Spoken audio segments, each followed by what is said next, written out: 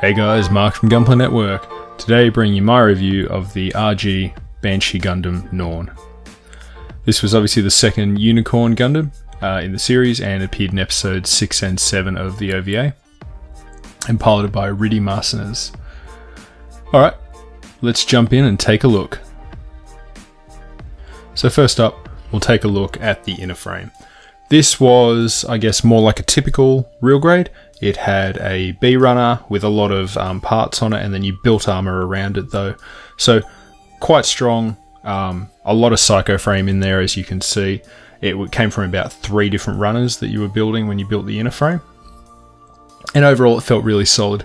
I will just comment that I read a few places around, and I also saw it online, people saying that I'd never heard of this before myself, and I've built quite a few real grades now. If you soak the inner frame parts, which particularly the arms were the part I did, if you soak that in some warm water, no soap, nothing, just warm water before you actually put them together and flex them around, it made it easier. I agree to an extent. I don't think it actually helped that much because the shoulder joints or the arm turning in the shoulders was quite tight still. So here he is, fully armored up. This kit looks awesome. Now, there is one problem. You will notice as it spins around here that the backpack, the armed armor DE, the defense extension there, does not close up properly. They could have had a magnet, a latch, a clip, a peg, something there that would have just helped it stay closed. 9 times out of 10 it just comes apart. Can't help that. Really awesome kit with no lining, nothing. This is just straight out of the box and the nubs cleaned up. That's it.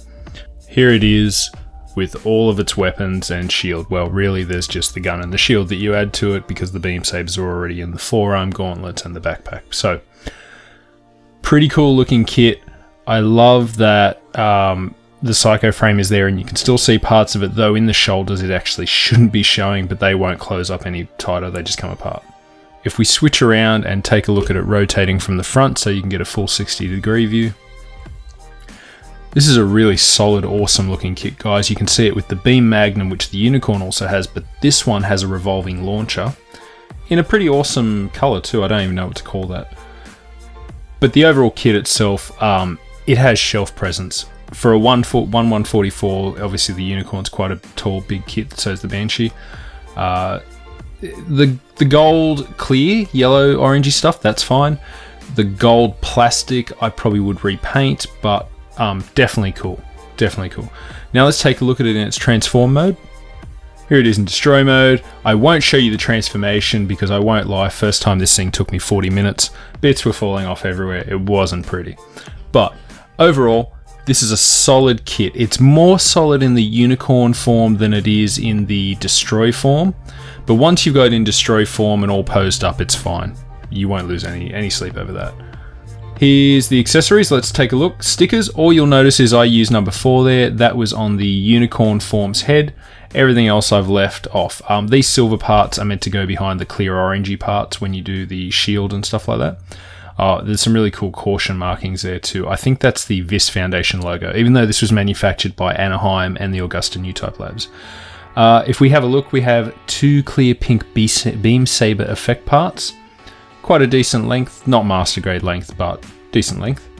You get 2 of those. You do get 4 beam sabers though, but only 2 of the effect parts. So that's, 1 for the books there. You get 2 closed fists, as you would have seen spinning around before he was loaded up with weapon and shield. So there you closed fists. No real grade hands on this one. They've done away with those lately, which they weren't great. You get 2 of the open palm expressive hands, which you'll see why they come in handy later. You then also get 2 holding hands. Now, one's just a holding hand on the left for the beam saber. The right holding hand is your weapon trigger. You get 6 hands in total, and you can make full use of all of them. They do work perfectly. I must admit, they do hold better than the real grade hands, so kind of see why they did away with them. It might still be nice to include them though. So now we're going to talk about the, I guess, it can either be used as a beam saber, it can be put into the front of the beam Magnum there as a beam bayonet. But I thought it was really cool. You can just put it in the hand and it's it kind of makes like a short slashing kind of weapon. close quarters, I guess, more so than the regular beam sabers because there's not a whole lot of length on it, but it's got the extra front edge. What you can do is you can actually disassemble the front of the beam revolver, take the cap off, turn around the top piece, and then put that in there with the cap on. Now, here on the Beam Magnum, this is a really cool weapon. I love the Beam Magnum. It is my favorite beam weapon in all of Gundam. So, from the top, you've got your extra holding lever there, which swings around. Also have the hole in the handle there on the main grip. That's for the hand to go through and lock in place. You can actually open up the weapon if you pull it back like that, and you can drop the magazine. Now, the magazine can be put onto the back skirt. Unfortunately, no real color separation. It's all this kind of a metal grey color, but you can always paint that quite easily yourself because it comes apart, unlike the HG versions. So there's the magazine. If you just pop it back in and line the edges up, and then it just closes back like that. I didn't open up, but on top there's actually a clip that opens up that little piece you can see on the back. That'll allow you to attach it to the backpack. So that just comes out, and you can attach this revolving launcher piece to the back skirt as well with the magazine. You can mount it on the backpack, back of the forearm, back skirt. The back skirt's quite hard because it's really long and cumbersome. It does get in the way of the backpack. Alright, so if we take a look at adapters, we've got a standard action base adapter. The shield. Now we have two adapters for the shield. You have your standard one, which allows you to mount it to the side or back of the arm. Pretty cool. It locks in place too, which is awesome. And then you have this peg-looking one, which actually, all you do is open up the fins here on the Armed Armor DE backpack, and it will peg straight in there. So that's really cool. Sorry, bump the camera, guys. Now, so the shield with the Armed Armor... sorry, this is the DE. The backpack is the XC, the Xeno Connect. So pull the shield open. There you go. It does feel a little loose on top on mine. You can see some psycho frame hiding back there. The correct procedure is then to open this up at the top two pieces. You then open up the next parts down to reveal the psycho frame. You then open up the bottom parts. Now this one on mine always seems to catch, unlike the other one there. So what you do is open it up and loosen the psycho frame pieces back. Now some silver does go in behind the backpack, but not on the shield. So I guess if you painted some of the silver there behind the yellow clear parts, that would help. So there you go, that's the shield opened up. So it apparently has 6 extra thrusters. It has more psycho frame in the shield, and it also has, so turn on this part, it has a mega cannon to give it long range weaponry. So if you open that up into a cross shape, there you go. Really nice looking shield, highly detailed, transformable, and good for posing. Just taking a look at the Unicorn, sorry, the Banshee from above. Let's take a look at the articulation. The head. The head will pop off if you look at it wrong. Anytime. I've actually got the V-fin on mine that's the fixed fin. You do get 3 different V-fins, one that can open up, one that's fixed closed, and one that's fixed open. And there goes the head. Yep, and the backpack. I recommend, if you are trying to get this thing posed, just take the pack off and put things on as you get it into the right position, because once you got all the limbs set, it's easy just to click the pack back on. The head will go back on, but I'm very surprised it doesn't actually look back that far, and it's kind of the back of the head helmet part popping it off, as well as the neck has that little collar around it, and just the peg doesn't go very far back in for the neck, or the ball joint, I should say. Take a look at the arms, the shoulders.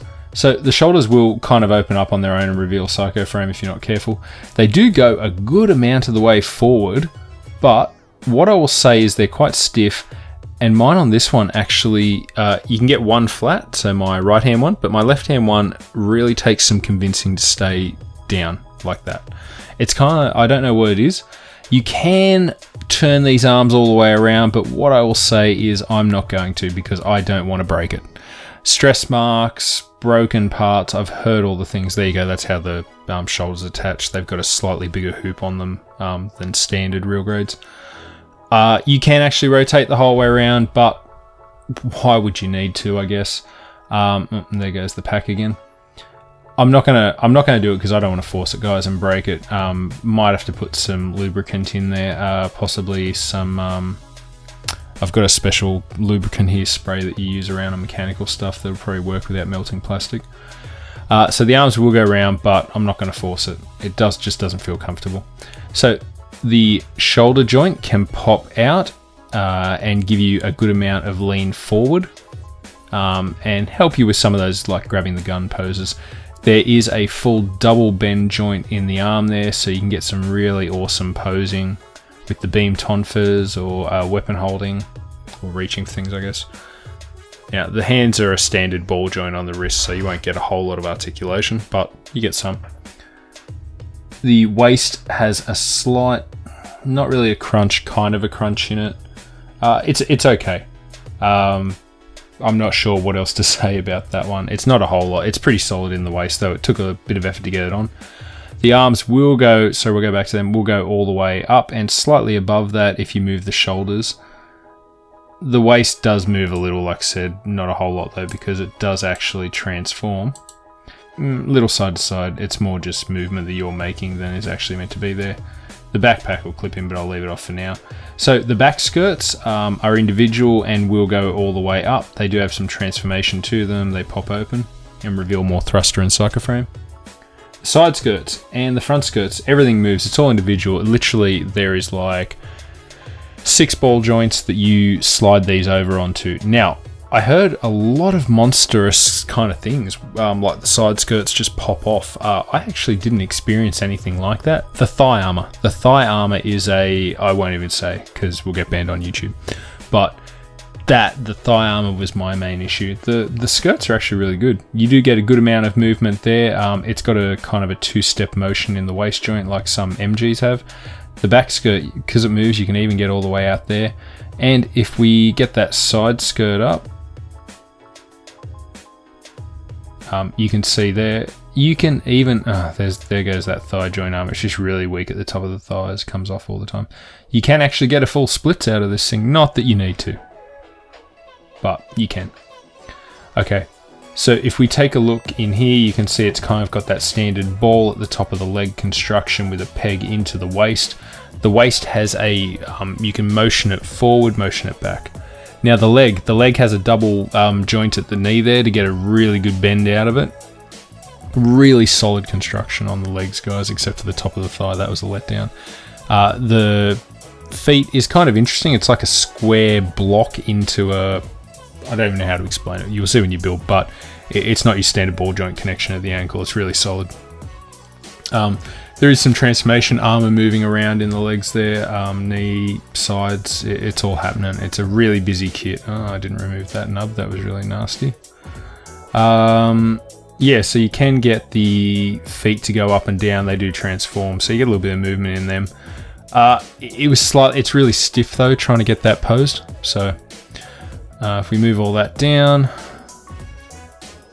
there you go, you see the thigh opening up, revealing the psycho frame, and a piece has just popped off.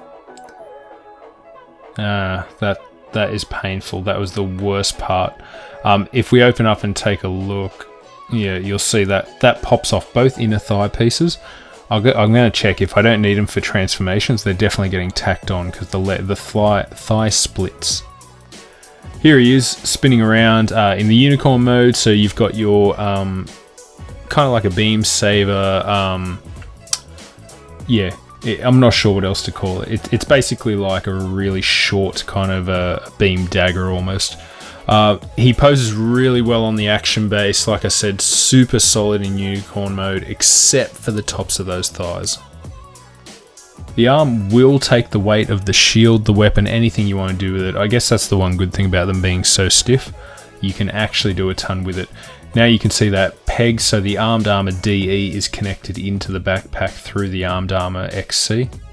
Okay, so this is actually my second Banshee. The one that you can see there with the claw hand on it is actually the high grade Banshee Norn from, or not the Norn, sorry, just the Banshee from, oh, I don't even know. That was my second ever high grade, probably my third ever kit that I built. So you can see he's taller in comparison to the HG, and he's a bit slightly beefier, but overall the RG is better because all of the gold parts you see, like in the leg and stuff like that, they were tiny gold stickers that you had to put on, really painful. And obviously it's really cool having a fully transformable shield with a lot of psycho frame showing and stuff like that. Now here you go, you can see in this pose the shield is fully held up. He can either be shooting with the shield since it's got the mega cannon in it. To get that beam rifle into the back skirt, to get that beam rifle into the backpack, you have to extend the peg on the top of the rifle, and that sticks into the backpack hole that the shield could also stick into. The beam sabers, unfortunately, the beam tonfas, they don't, on the wrist, you have to take those out of the gauntlet to hold it, will not flip around until you're in destroy mode. There is an overview shot or an overhead shot. We're looking at him fully transformed. He's up on the action base. If you have the action base 4, 5, I can't remember which one this is I've got, sorry guys. You get 3 bases with it, with a few different stands, and what you can do is things like this where you can put the shield in so it's floating around in space type situation, where they can control it from the mobile suit as a psycho weapon. He's really cool. There you go, I've put the beam saber into the end of the rotating cannon. It looks really cool with the psycho frame in the backpack, the legs, everywhere. You just get that clear orange showing through, and it's really cool. I can see why the RG light up version would be really cool to own, but really pricey. I actually really dig this pose with the beam tonfas. So they just kind of flip around now. You're free to move those now. You're in destroy mode that you've freed up the gauntlets. There's nothing blocking that. Alright guys, here he is in the final pose, I guess you would say, well, he's still got his leg and his psycho frame is orange, not green. This kit is a must-buy. Highly recommended for real grade fans, and from what I've seen, read and heard from other reviewers, this is actually almost more solid than the Master Grade, which I have heard was a hand grenade, but this kit has its flaws. It's definitely not perfect, but it is definitely one of the better real grades. Obviously, only being a couple of years old helps. It's pricey, but it's pricey for a reason. There was a lot of development that went into it. It may not look like you get a lot with it. There were leftover parts, V-fins, a couple of spare armor parts that weren't for this kit. Tons of hand options. Posing is limitless. You get the sticker sheet, and I'm sure you can now buy a water slide sheet for this, which I'll pick up at some point. Alright guys, thank you very much for joining me for this review today. I'm going to sign out now, and I will catch you on the next one. Bye bye.